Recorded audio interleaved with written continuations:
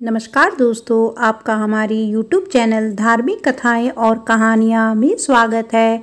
आज मैं आपको कार्तिक माह में सुनी जाने वाली कहानियां सुनाऊंगी।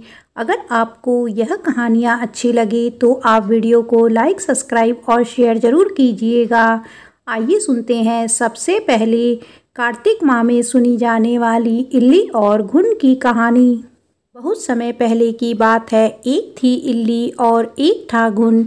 एक दिन इल्ली बोली कि आओ घुन, कार्तिक का स्नान करें। घुन बोला कि तू तो गोरी पड़ी है, तू ही नहा ले। मेरा तो मोट बाजरा पड़ा है तो मैं नहीं नहाऊंगा। मैं तो हरे बाजरे का सीटा खाऊंगा और ठंडा पानी पीऊंगा। दोनों के बीच हुई इस वार्तालाप के बाद इल्ली तो राजा की लड़की के पल्ले के साथ लगकर चली गई और घुन नहीं नहाया। कार्तिक माह खत्म होते ही दोनों मर गए। कार्तिक का स्नान करने से इल्ली राजा के घर जन्म लेती है और घुन राजा के यहाँ गधा बनता है। राजा की बेटी बड़ी हुई तो उसके विवाह का दिन आया और वह ससुराल के लिए विदा होने लगी। विदा होने के समय अचानक ही बेटी की बैलगाड़ी रुक गई तो राजा रानी दोनों बोले कि यह बैलगाड़ी क्यों रुक गई है? बेटी, तुझे जो मांगना है मांग ले। लड़की बोली कि मुझे यह गधा चाहिए। यह सुन राजा रानी बोले कि यह क्या मांगा है, कुछ और मांग ले, यह भी कोई मांगने की चीज़ है। लड़की अपनी बात पर अड़ गई और बोली कि मुझे तो गधा ही चाहिए। की बात सुन गधा फुदुक फुदुक कर भागने लगा और लड़की के साथ वह भी चल गया। महल जाकर लड़की ने उसे नीचे ही सीढ़ियों से बांध दिया। एक दिन लड़की सीढ़ी से उतरने लगी तो गधे ने कहा कि ये सुंदरी, मुझे पानी पिला दे। तब लड़की बोली कि जब तुझे कहा था कि आ कार्तिक नहा ले तब तूने मना कर दिया था। तूने कहा कि मैं तो बाजरा खाऊंगा और ठंडा पानी पीऊंगा। लड़की और गधे की वार्तालाप उसकी देवरानी जेठानी सुन रही थी। वह दोनों अपने देवर के पास गई और बोली कि ये तुम किस जादूगरनी को ब्याह कर लाए हो? यह तो जानवरों से बात करती है। अपनी भाभियों की बात सुनकर लड़का बोला कि मैं जब अपने कानों से सुनूंगा और आंखों से देखूंगा तब ही मानूंगा। अगले दिन वह सीढ़ी पर छिपकर बैठ गया। उसकी पत्नी आई और गधे ने उससे फिर वही बात कही, जिस पर रानी ने भी वही जवाब दिया। यह सब देख वह राजकुमार तलवार निकालकर सामने आया और बोला कि तुम जानवरों से कैसे बात कर सकती हो? बताओ कि तुम कौन हो? उसकी पत्नी ने उससे बहुत कहा कि औरत का भेद नहीं खोलना चाहिए, लेकिन वह अड़ा रहा कि नहीं, मैं तो सब जानकर ही रहूँगा। राजकुमार की जिद के आगे उसकी पत्नी हार गई और उसने पिछले जन्म की सारी बातें उसे बता दी कि वह इल्ली थी और यह गधा घुन था।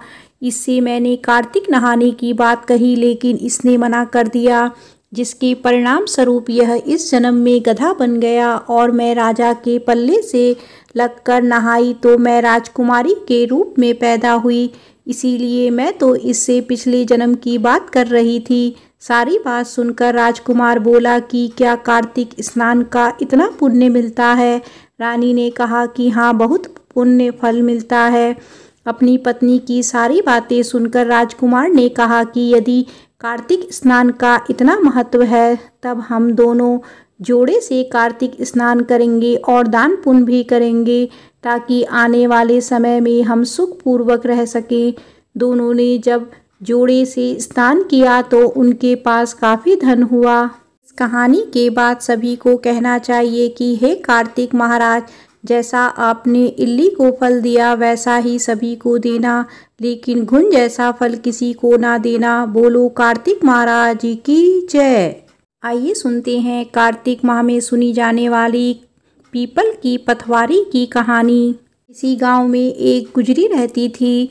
उसने एक दिन अपनी बहू से कहा कि जा तू ये दूध दही बेचा। वह दूध दही बेचने गई तो रास्ते में उसने देखा कि कार्तिक माह में औरतें पीपल सींचने आई हैं। वह उन्हें देख बैठ गई और उसने औरतों से पूछा कि तुम क्या कर रही हो? औरतों ने जवाब दिया कि हम पीपल महादेव की पथवारी सींच रहे हैं। उसने फिर पूछा कि ऐसा करने से क्या लाभ होता है। उन्होंने जवाब दिया कि ऐसा करने से अन्य धन की प्राप्ति होती है। अगर किसी का पति वर्षों से बिछड़ा हुआ है तब वह मिल जाता है। सारी बातें सुनकर वह गुज्जरी बोली कि तुम तो पानी से सींच रही हो, मैं तो दूध दही से सींचूंगी। गुज्जरी हर रोज आती और सारे दूध दही से पीपल की पथवारी को सींच जाती। उसकी सास उससे हर रोज पैसे के बारे में पूछती तो वह कह देती कि कार्तिक का महीना ख़त्म होने दो, तब मैं सारे पैसे लाकर दे दूंगी। कार्तिक का महीना पूरा होने पर पूर्णिमा आ गई तो वह गुज्जरी पीपल की पथवारी के पास धरना देकर बैठ गई। पीपल ने उससे पूछा कि तू यहाँ क्यों पड़ी है। उसने कहा कि मेरी सास दूध दही के पैसे मांगेगी। पीपल ने कहा कि मेरे पास पैसे नहीं हैं, ये भाटे डंडे पत्ते और पान पड़े हैं, यह सब ले जा और गुल्लक में रख देना। घर जाने पर सास ने पूछा कि पैसे लाई है, तब उसने कहा कि मैंने गुल्लक में रख दिए हैं। सास ने गुल्लक खोलकर देखा तो उसकी आंखें फटी रह गई। गुल्लक में से हीरे मोती जगमगा रहे थे। पत्ते धन में बदल गए, जिन्हें देख सास बोली कि इतना धन कहाँ से लाई है। बहू ने सारी बात सास को बता दी कि उसने तो दूध दही से पीपल की पथवारी सींच दी थी और पैसे मांगने पर पीपल ने पत्ते डंडे और भाटे दे दिए थे और वह गुल्लक में रखने से हीरे मोती बन गए। बहू की बात सुनकर सास बोली कि मैं भी पीपल की पथवारी सींचने जाऊंगी। सास दूध दही तो बेच आती और दूध दही की हांडी धोकर पीपल की पथवारी में रख आती थी। घर आकर वह बहू से कहती कि तू मुझसे पैसे मांग। बहू कहती कि कभी बहू भी सास से पैसे मांगती है क्या। सास के बार बार कहने पर आखिरकार बहू ने सास को पैसे लाने के लिए कहा तो वह पीपल के पास धरना देकर बैठ गई। पीपल ने भाटे पत्ते डंडे और पान उसे भी दिए और उसने गुल्लक में जाकर रख दिए। बहू ने गुल्लक फोड़ा तो देखा कि उसमें कीड़े मकोड़े चल रहे हैं। गुज्जरी ने अपनी सास से पूछा कि यह सब क्या है। सास कीड़े देखकर बोली कि पीपल पथवारी ने मुझे धन दिया, लेकिन मुझे कीड़े क्यों दिए। इस पर सभी औरतें बोली कि तुम्हारी बहू ने सभी कुछ सच्चे मन से किया था, लेकिन तूने धन के लालच में यह सब किया। इसीलिए हाथ जोड़कर कहना चाहिए कि हे पथवारी माता, जैसा आपने बहू को दिया वैसा ही अपने भक्तों को देना। बोलो पथवारी माता की जय। आइए सुनते हैं कार्तिक माह में सुनी जाने वाली तुलसी जी की कहानी। हिंदू महीने में कार्तिक माह का अत्यधिक महत्व माना गया है। इस पूरे माह में स्नान, दान और अन्य धार्मिक कार्यों को करना शुभ माना गया है। कार्तिक स्नान के साथ तुलसी जी की पूजा का भी अत्यधिक महत्व है। इसी माह में तुलसी जी का विवाह भी कराया जाता है। जिसे कन्या संतान नहीं होती वह तुलसी जी का विवाह शालिग्राम जी से कराकर कन्यादान का सुख पाते हैं। इसी कार्तिक माह में जुड़ी एक कहानी आज मैं आपको सुनाऊंगी। बुढ़िया थी जो कार्तिक माह में तुलसी जी को सींचने जाती थी और जब वह जाती तो तुलसी माता से कहती कि हे तुलसी माता, सत की दाता, मैं तेरा बिरवा सींचती हूँ, मुझे बहू दे, पीले रंग की धोती दे, मीठा ग्रास दे, वैकुंठ में वास दे, अच्छी मौत दे, चंदन का काठ दे, अच्छा राज दे, खाने को दाल भात दे और 11 के दिन कृष्ण का कांधा दे। बुढ़िया माँ की यह बातें सुन तुलसी माता सूखने लगी। तुलसी माता को यूं सूखते देख भगवान ने पूछा कि हे तुलसी, तुम दिन प्रतिदिन क्यों सूखती जा रही हो। तुलसी माता ने कहा कि बस मेरे मन की मत पूछो। भगवान ने कहा कि मैं नहीं पूछूंगा तो कौन पूछेगा। इस पर तुलसी माता कहती हैं कि एक बुढ़िया आती है और अपनी बात कहकर चली जाती है, मैं उसकी सभी बातें पूरी कर दूंगी, लेकिन कृष्ण का कांधा कहाँ से लाऊंगी। भगवान कृष्ण बोले कि वह मरेगी तो अपने आप ही कांधा देने आ जाऊंगा, तुम बुढ़िया माई से यह बात कह देना। इसके बाद बुढ़िया मर गई। बुढ़िया के मरने पर सारा गांव इकट्ठा हो गया और उसका अंतिम संस्कार आने पर उसे उठाने लगे, लेकिन वह बहुत भारी हो गई, जिससे उसकी अर्थी टस से मस नहीं हुई। सभी बोले कि यह तो बहुत संस्कारी थी, बहुत पूजा पाठ करती थी, कोई पाप नहीं किया, फिर यह इतनी भारी कैसे हो गई।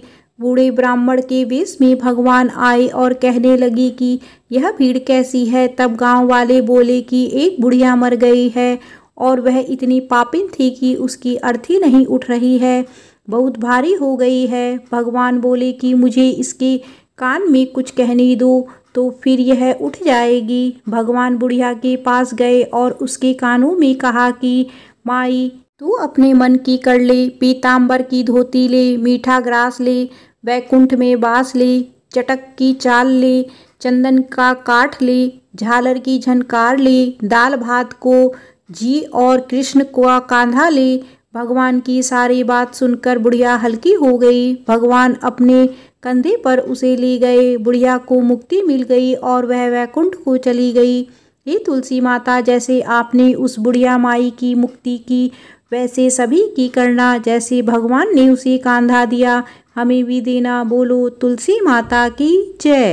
ये सुनते हैं कार्तिक माह में सुनी जाने वाली लपसी तपसी की कहानी। प्राचीन समय की बात है। एक गांव में एक लपसी रहता था और एक तपसी रहता था।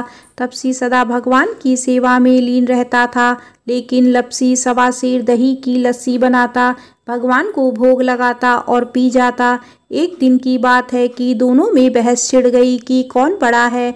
लपसी कहता है मैं बड़ा, तो तपसी कहता है मैं बड़ा क्योंकि मैं सारा दिन भगवान की भक्ति में रहता हूँ। नारद मुनि जी ने लपसी तपसी को लड़ते देखा तो लड़ने का कारण पूछने लगे। तब तपसी बोला कि मैं बड़ा हूँ, लेकिन लपसी नहीं मान रहा है। लपसी बोला कि मैं बड़ा हूँ, ये तपसी नहीं मान रहा है। नारद जी बोले कि इसका फैसला तो मैं कल कर दूंगा। अगले दिन तपसी रोज की तरह सुबह स्नान करके लौट रहा था तो नारद जी ने उसके आगे 1.25 करोड़ की अंगूठी फेंक दी। तपसी ने इधर उधर देखा और वह अंगूठी उठाकर फिर तपस्या करने बैठ गया। तपसी फिर रोज की तरह आया और 1.25 सेर दही की लस्सी बनाई, उसे लोटे में घुमाया और भोग लगाकर पी गया। तभी नारद जी आए। उन्होंने कहा कि लपसी बड़ा है। तपसी ने इसका कारण पूछा तो नारद जी कहने लगे कि तेरे घोड़े के नीचे 1.25 करोड़ की अंगूठी पड़ी, तूने उसे चुराई, जिससे तेरी तपस्या भंग हो गई। तपस्वी हाथ जोड़कर नारद जी के सामने खड़ा हो गया और बोला कि मेरी तपस्या का फल किस प्रकार मुझे मिल सकता है। नारद जी कहने लगे कि तेरी तपस्या का फल कार्तिक नहाने वाली ही दे सकती है। नारद जी फिर से कहने लगे कि कार्तिक माह की कहानी सुनने के बाद जो तेरी कहानी सुनेगा या कहेगा, उसके कार्तिक स्नान का फल खत्म हो जाएगा। बोलो कार्तिक महाराज की जय। आइए सुनते हैं कार्तिक माह में सुनी जाने वाली गंगा जमुना की कहानी। प्राचीन समय में एक गांव था जिसमें 2 बहनें रहा करती थी। एक बहन का नाम गंगा था तो दूसरी बहन का नाम जमुना था। एक बार दोनों बहनें एक साहूकार के खेत से गुजर रही थी तो जमुना ने 13 दाने जौ के तोड़ लिए, जिसे देखकर गंगा बोली कि तुझे तो ग्रहण लग गया है, तूने चोरी की है। इस पर जमुना बोली कि अब मेरा ग्रहण कैसे धुलेगा। गंगा ने कहा कि तुझे 12 साल तक साहूकार के यहाँ नौकरी करनी पड़ेगी, तभी तेरा पाप धुलेगा और ग्रहण से मुक्ति मिलेगी।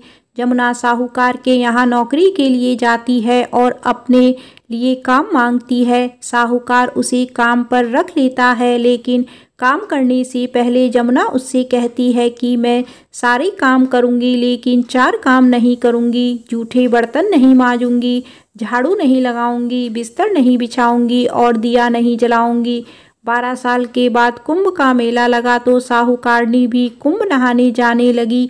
जमुना ने उसे जाते देखकर कहा कि कुंभ के मेले में मेरी बहन गंगा मिलेगी तो उसे यह सोने का टका देना, इससे वह अपने हाथों से सुंदर चूड़ियां पहन लेगी। साहूकारनी ने कुंभ के मेले में गंगा को वह सोने का टका दे दिया। गंगा ने उसके वह टका लेते हुए कहा कि मेरी बहन को कहना कि उसके 12 वर्ष पूरे हो गए हैं, अब वह वहाँ से वापस आ जाए। साहूकार व साहूकारनी वापस घर आए तब जमुना मटके में पानी भर रही थी। दोनों जमुना से बोले कि हमने सोने का वह टका तेरी बहन को दे दिया है और उसने कहा है कि तेरे 12 वर्ष पूरे हो गए हैं, इसीलिए अब तुम वापिस आओ। यह समाचार सुनते ही जमुना सहस्त्रधारा में बदल गई और बहने लगी। जमुना जी का यह रूप देख साहूकार और साहूकारनी परेशान हो गए कि हमारे घर में जमुना माता ने काम किया, हमें तो अब ग्रहण लग गया है, हम यह ग्रहण कैसे उतारेंगे। जमुना भागकर गंगा माता के पास चली गई। गंगा ने जमुना से पूछा कि तुम साहूकार साहूकारनी से कुछ कहकर आई हो या ऐसे ही बिना बताए आ गई हो। तब जमुना बोली कि मैं तो कुछ भी बताकर नहीं आई हूँ। गंगा ने कहा कि जा इन्हें धीरज दे आ, नहीं तो उन्हें जीवन भर असंतोष ही रहेगा।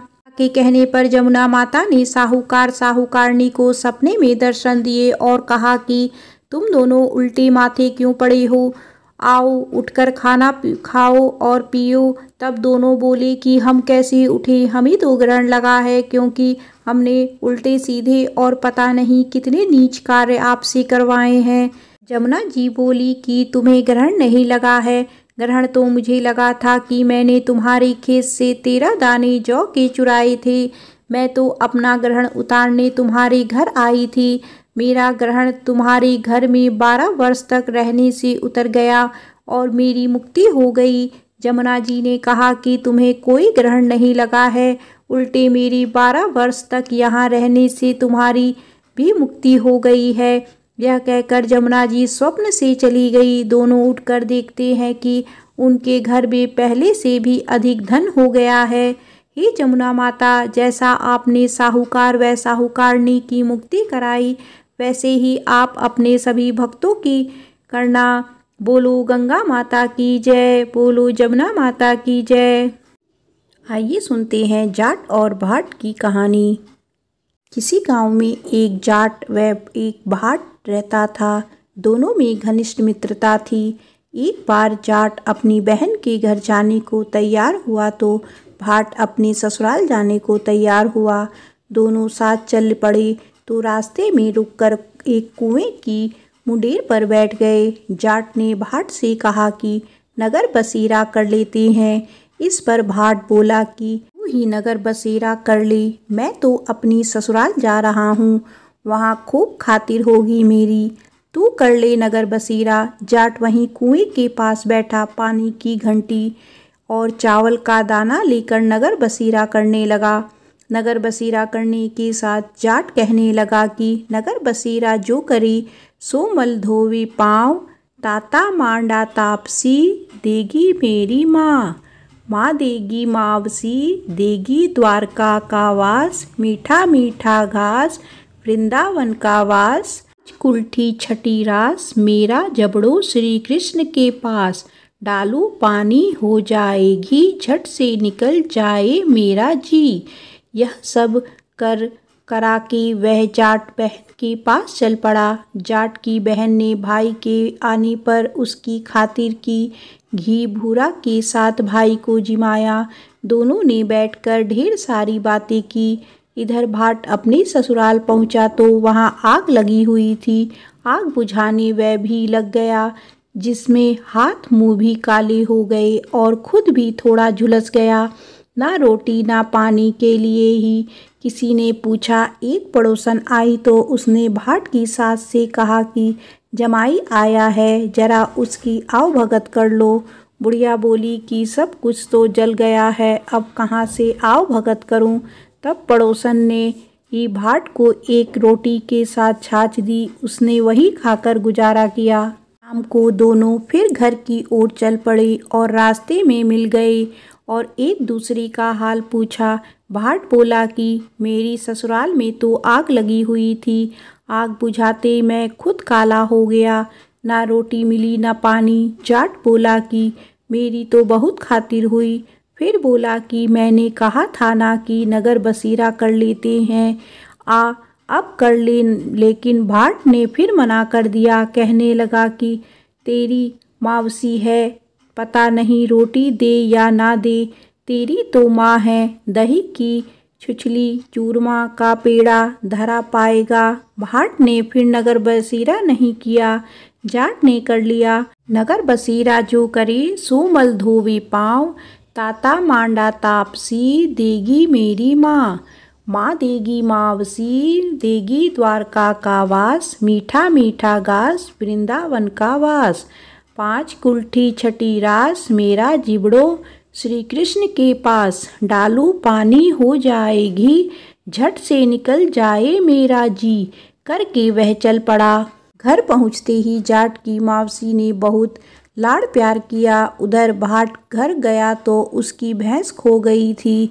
बाप एक लाठी रखे तो दूसरी उठाए और कहने लगा कि ससुराल गया तो आग लगा दी, यहाँ आया तो भैंस खो दी। बाप ने कहा कि पहले भैंस ले आ, तभी रोटी पानी मिलेगा। सारा दिन भाट भैंस ढूंढता रहा लेकिन उसे भैंस नहीं मिली। जाट और भाट की मुलाकात फिर से बाजार में हो गई।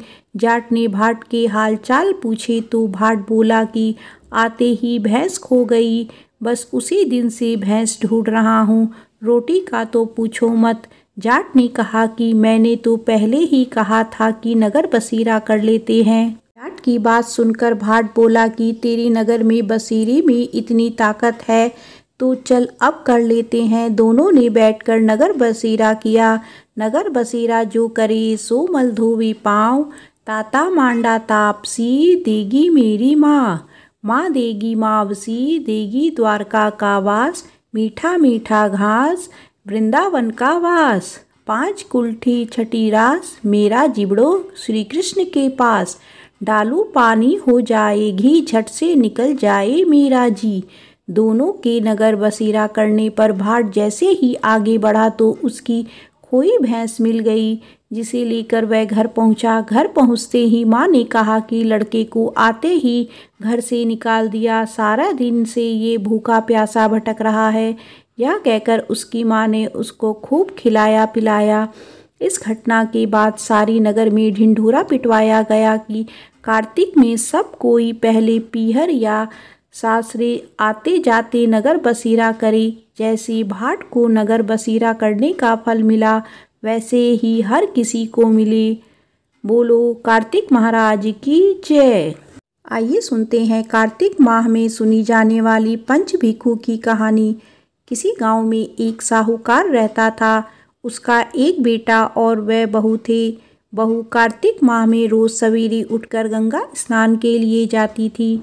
सुबह जल्दी जाते समय वह किसी भी पराये पुरुष का मुंह नहीं देखती थी। एक राजा का बेटा भी सुबह सवेरे गंगा स्नान के लिए जाता था।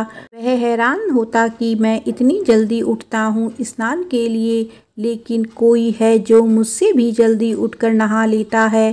कार्तिक माह के 5 दिन बचे थे। एक दिन साहूकार की बहू तो स्नान करके वापस जा रही थी और उस समय राजा का बेटा स्नान के लिए आ रहा था। आवाज़ सुनकर वह जल्दी जल्दी जाने लगी, लेकिन जल्दबाजी में उसकी माला मोजड़ी टूट गई। राजा के बेटे ने उसकी माला मोजड़ी उठा ली और सोचने लगा कि जिस स्त्री की यह माला मोजड़ी इतनी सुंदर है वह स्त्री कितनी सुंदर होगी। उसने पूरे गांव में मुनादी करवा दी कि जिसकी तरह माला मोजड़ी है वह 5 रात मेरे पास आएगी। साहूकार के बेटे की बहू ने कहलवा दिया कि मैं 5 रात आऊँगी, लेकिन किसी को साख भरने बैठा देना। राजा के बेटे ने एक तोते को पिंजरे में बंद कर गंगा किनारे पेड़ पर टांग दिया। बहू सुबह के समय आई, पहली पैड़ी पर पैर रखा और बोली, हे कार्तिक, हे ठाकुर, राई दामोदर, पांचों पांडु, छठे नारायण, भीकम राजा, उस पापी को नींद आ जाए। राजा के बेटे को नींद आ गई। बहू नहा धोकर चलने लगी तो तोते से बोली, सुआ सुआ तेरे गल डालूंगी हीरा, मेरी साख भरियो वीरा। सुआ बोला कि कोई वीर भी साख भरता है क्या? फिर भी बोली, सुआ सुआ सुबह तेरे पग घालूंगी, नेवर साख भरियो मेरे देवर। सुआ ने कहा, ठीक है अभी मैं तेरी साख रखूंगा। वह तो कहकर चली गई। राजा का बेटा हड़बड़ा कर उठा और सुआ से पूछा, सुआ सुआ वह आई थी, कैसी थी? सुआ बोला, आभा की सी बिजली, होली की सी झल, केला की सी कामनी, गुलाब सा रंग। अगले दिन राजा के बेटे ने सोचा कि आज मैं अपनी उंगली में चीरा लगाऊंगा, इससे मुझे नींद नहीं आएगी। अगले दिन राजकुमार उंगली में चीरा लगाकर लेट गया। वह आई और भगवान से उसी तरह प्रार्थना करने लगी और राजकुमार को फिर नींद आ गई। वह स्नान करके फिर से वापस चली गई। सुबह राजकुमार ने तोते से फिर पूछा तो उसने वही सारी बात दोहराई। अब राजकुमार बोला कि मैं आज रात में आँखों में मिर्ची डाल कर बैठूंगा। रात में वह मिर्ची डालकर बैठ गया। बहू फिर आई और प्रार्थना की, जिससे उसे फिर नींद आ गई। राजकुमार ने तो तोते से बहू के आने की बात पूछी। उसने फिर बता दी। राजकुमार अब फिर सोचने लगा कि आज मैं बिना बिस्तरे के ही बैठूंगा और रात को बिना बिस्तरे के बैठ गया। जब वह स्नान करने आई तो उसने फिर से भगवान से प्रार्थना की और राजकुमार को नींद आ गई। जब वह नहाकर जाने लगी तो आंख बंद करके चली गई। राजकुमार जब उठा तो वह जा चुकी थी। राजकुमार फिर सोच में पड़ गया और सोचने लगा कि आज मैं अंगीठी जलाकर बैठूंगा, जिससे नींद नहीं आएगी। फिर वह रात को अंगीठी रखकर बैठा। साहूकार की बहू आई और वह भगवान से प्रार्थना करने लगी कि आपने 4 रातें तो निकाल ली, अब यह रात और निकाल दो। भगवान ने उसकी बात रख ली और राजकुमार को नींद आ गई। जब वह नहाकर जाने लगी तो तोते से बोली कि इस पापी को कह देना कि 5 रातें पूरी हो चुकी हैं, वह मेरे मोतियों की माला मेरे घर भिजवा दे। सुबह राजकुमार की आंख खुली तो उसने तोते से पूछा कि क्या वह आई थी? तो तोते ने कहा, हाँ वह आई थी और उसने अपनी माला मंगवाई है। यह सुनकर राजकुमार सोचने लगा कि वह तो सच्ची थी, तभी तो भगवान ने भी उसका साथ रखा। कुछ समय के बाद राजकुमार को कोढ़ हो गया। राजा ने ब्राह्मण को बुलाकर पूछा कि मेरे बेटे का शरीर क्यों जल रहा है?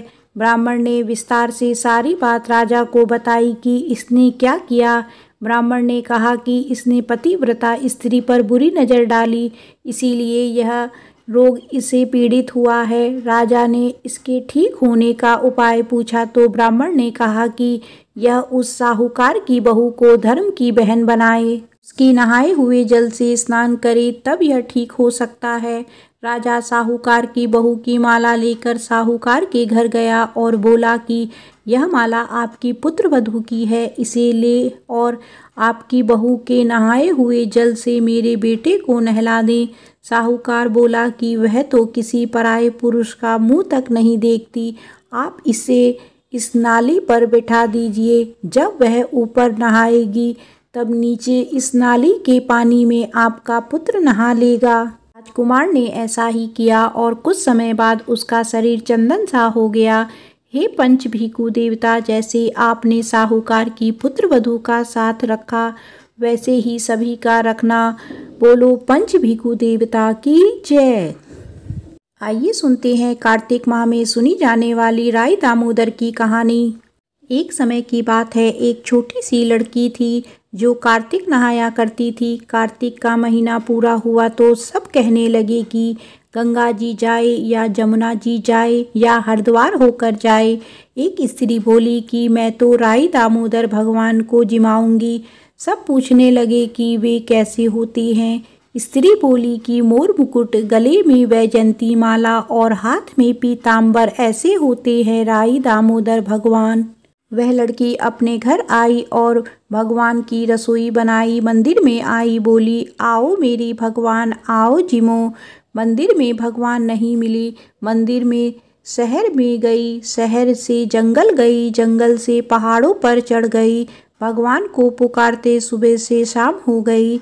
भगवान लड़की को पहाड़ पर चढ़ते देख बोले कि यह तो ऊपर से गिरकर मर जाएगी और मेरे सिर इसकी हत्या लगेगी, इसे दर्शन देने ही होंगे। भगवान ब्राह्मण का रूप धरकर आए और बोले, चल बेटा मैं तेरा भगवान हूँ, तो मुझे जिमा दे। लड़की बोली कि नहीं, तुम मेरे भगवान नहीं हो। ब्राह्मण बोला कि ये भगवान कैसे हैं उसने कहा, मेरे भगवान तो मोर मुकुट वाले, गले में वैजयंती माला पहने हुए और हाथ में पीताम्बर लिए हुए हैं। ब्राह्मण बोला, अच्छा ऐसा है तेरे भगवान? हाँ, ऐसे हैं मेरे भगवान। अब भगवान ने लड़की के सामने अपना चतुर्भुजी रूप दिखाया। वह लड़की खुश हो गई और बोली कि हाँ, तुम ही हो मेरे भगवान। अब आगे आगे वह छोटी लड़की भाग रही थी और पीछे भगवान आ रहे थे। भागते भागते संग की सहेलियों से बोली कि मेरे घर मेरे भगवान आए हैं। उनमें से किसी एक ने कहा कि देखो तो इसके भगवान कैसे हैं। जिनके भाग्य में भगवान के दर्शन लिखे थे उन्हें हो गए। हे राई दामोदर भगवान, जैसे आपने लड़की को दर्शन दिए वैसे ही सभी को देना। बोलो राई दामोदर भगवान की जय।